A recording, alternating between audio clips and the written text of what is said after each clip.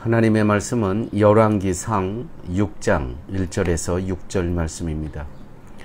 이스라엘 자손이 애굽 땅에서 나온 지 480년이요 솔로몬이 이스라엘 왕이 된 지 4년 15월 곧 둘째 달에 솔로몬이 여호와를 위하여 성전 건축하기를 시작하였더라.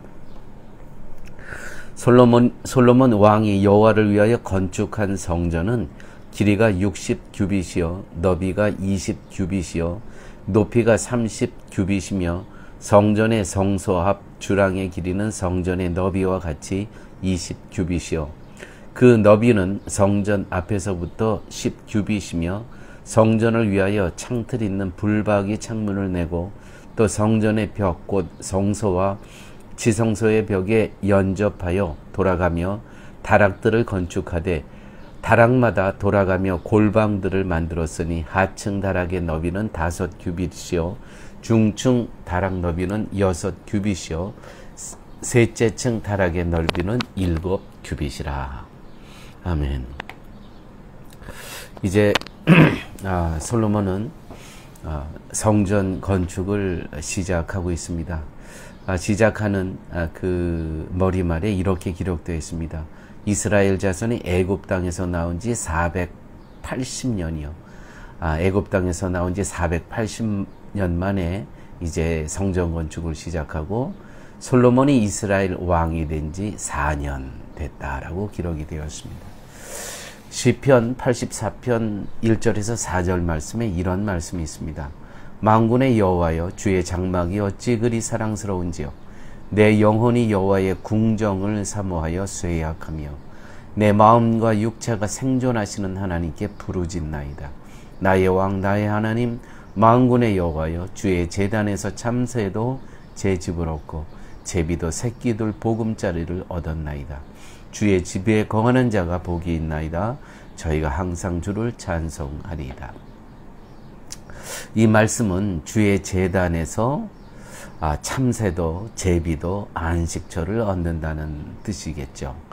정말 그렇더라고요. 제비가 교회에 의지하고 집도 짓고 또 비둘기도 살고 그러는 모습 우리 보게 됩니다. 여호와의 궁정이나 오늘 이 본문에 나오는 주의 제단, 주의 집이라는 것은 모두 지금의 교회와 연관된 그러한 말입니다. 그런데 교회 여러분, 우리에게 84편의 시편 84편의 저자와 같은 여호와의 궁정을 향한 사모하는 마음이 과연 있습니까? 이 사모하는 마음이 없고 주의 제단에서 안식을 누리지 못한 채 교회를 그저 종교단체로만 인식을 하면서 재미만 누리기를 원한다면 그것은 예수 그리스도와 전혀 상관이 없이 교회를 찾는 것임을 명심해야 할 것입니다. 교우들 중에 가끔 그런 분들 계시죠. 재미가 없대요, 교회가.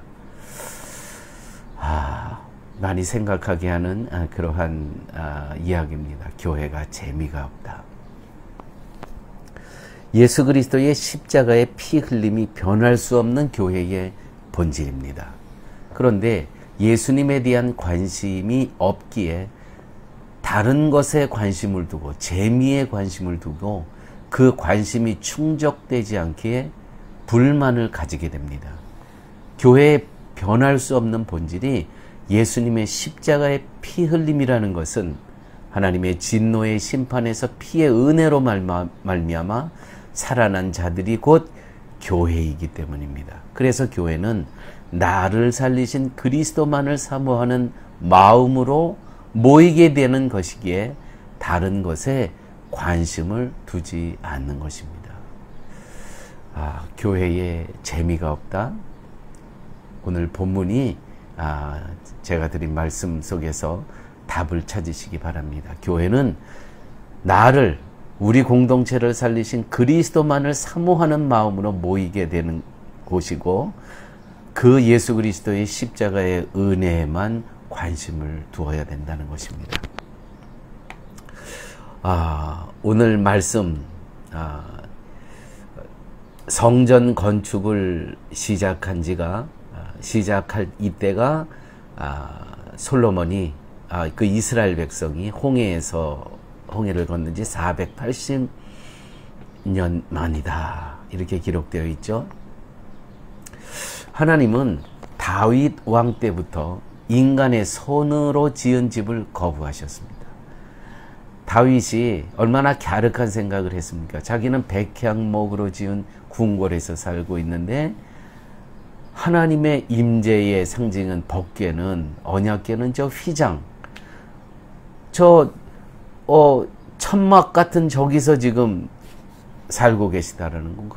그래서 다윗이 내가 하나님을 위해서 건축을 하겠다고 하지 않습니까? 그때 하나님께서 네가 나를 위해서 건축을 하겠다고 하시면서 내가 너를 위해서 내 손으로 너를 위해서 성전을 건축해 주겠다. 이렇게 말씀하시죠. 인간의 손으로 지은 집에 거하시지 않으신다는 것입니다. 성전은 초라하다거나 화려하다는 것이 중요한 것이 아닙니다.